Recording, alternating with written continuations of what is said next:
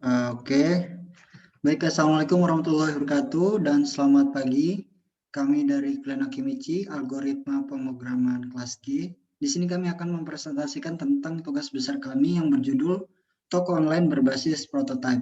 Sebelumnya, izinkan saya dan kelompok saya memperkenalkan diri. Next. Perkenalkan, nama saya Muhammad Riansah, NIM 07201058 dari Program Studi Teknik Sipil.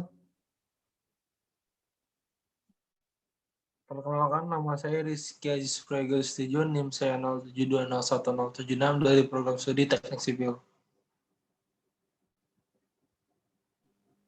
Perkenalkan, nama saya Sian Putra Fariska Emanuel dengan NIM 07201082.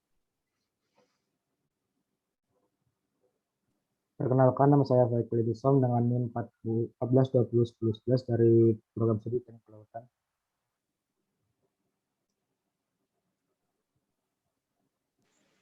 Perkenalkan, saya Nurul Hidayah dengan NIM 14201020 dari Prodi Teknik Kelautan.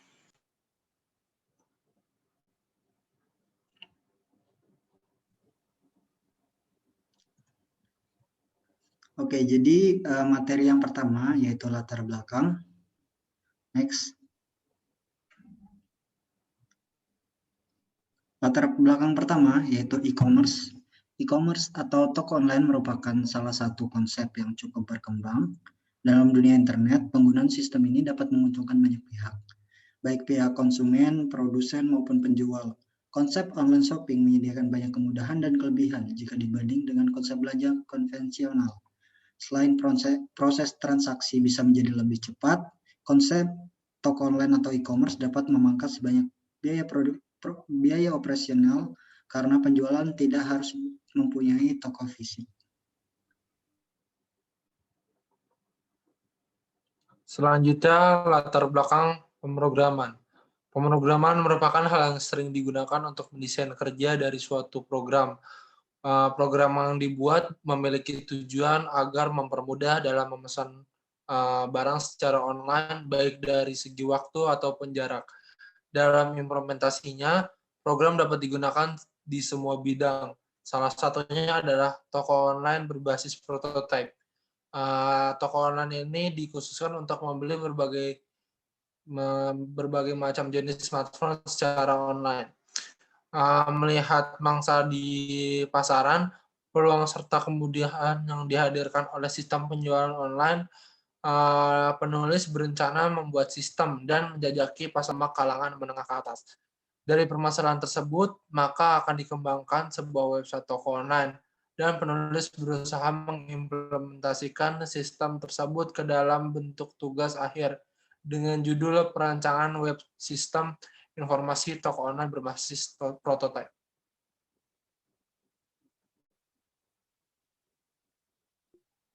Lalu ada rumusan masalah.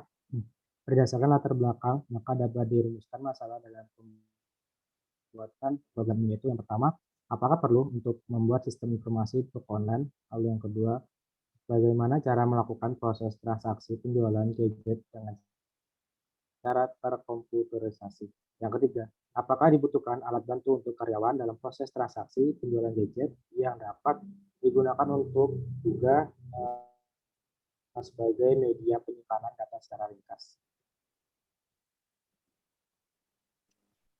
Selanjutnya ada tujuan. Tujuan dari pembuatan program ini yaitu yang pertama untuk membuat sistem yang terkomputerisasi dalam pembuatan pengolahan data transaksi penjualan gadget berbasis web.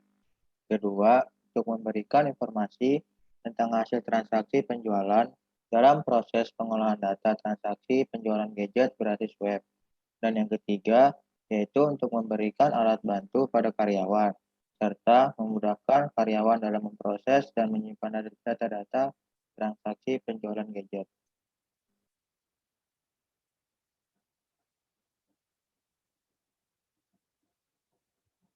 Selanjutnya flowchart.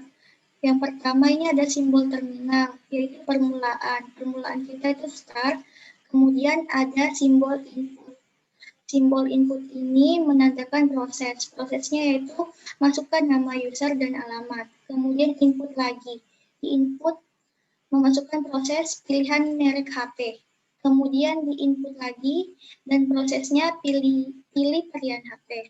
Kemudian ada simbol keying operation, yaitu pembelian produk, di mana simbol ini menyatakan segala input yang diproses dalam program ini akan menghasilkan sebuah tanda bukti atau pemesanan. Kemudian di akhir dari program ini yaitu N.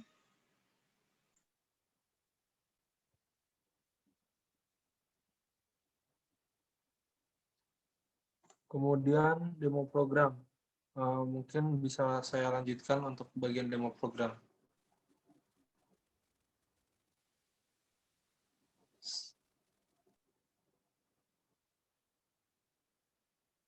Selanjutnya dari demo program, dari coding yang sudah kami buat, kita akan memainkan aplikasi yang sudah kami buat. Ini di awal ada untuk memasukkan alamat dan data diri kita, misalkan kita menggunakan Rizky Aziz dengan alamat di Balikpapan, kilo 11. Dan kita ke menuju menu shop. Kemudian di sini ada beberapa pilihan merek HP dari Samsung, iPhone, Oppo, Vivo, Realme, dan Xiaomi. Jika kita memilih iPhone, kita bisa memilih beberapa varian produk dari iPhone, seperti iPhone 8, 10, 11, dan 12. Di sini kita bisa kembali untuk memilih produk lain yang bisa kita temukan di aplikasi tersebut. Jika kita ingin membeli, hanya perlu untuk mengklik salah satu merek yang kita inginkan, misalkan iPhone, kemudian kita pilih varian, misalkan iPhone X, lalu kita ketik beli, klik beli, kemudian di sini ada bukti pembelian yang sah, yang di mana di situ ada dari data diri pembeli, alamat pembeli, serta model HP yang dipilih oleh pembeli. Mungkin itu saja dari saya.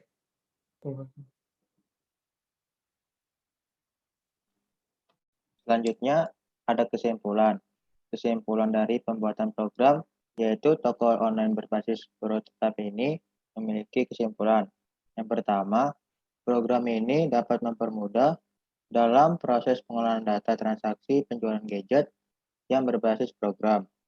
Yang kedua, program ini dapat mempermudah dalam mendapatkan informasi tentang hasil transaksi penjualan di dalam proses pengolahan data transaksi penjualan gadget yang berbasis program.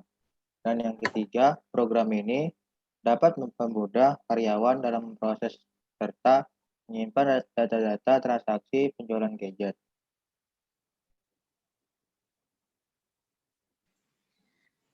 Adapun saran yang kami dapatkan yaitu ada dua, saran bagi pembaca dan saran bagi pengembang. Yang pertama, saran untuk pembaca. Satu, diharapkan dapat menggunakan aplikasi ini untuk mempermudah kegiatan jual beli smartphone. Yang kedua, akan lebih baik apabila aplikasi ini digunakan berdasarkan kebutuhan belanja online smartphone dengan fitur yang dimiliki. Yang ketiga, gunakan aplikasi ini dengan sebijak mungkin dan tidak disalahgunakan. Untuk pengembang, disarankan yang pertama, satu, fitur dapat semakin diperluas. Yang kedua, menambahkan berbagai macam merek smartphone.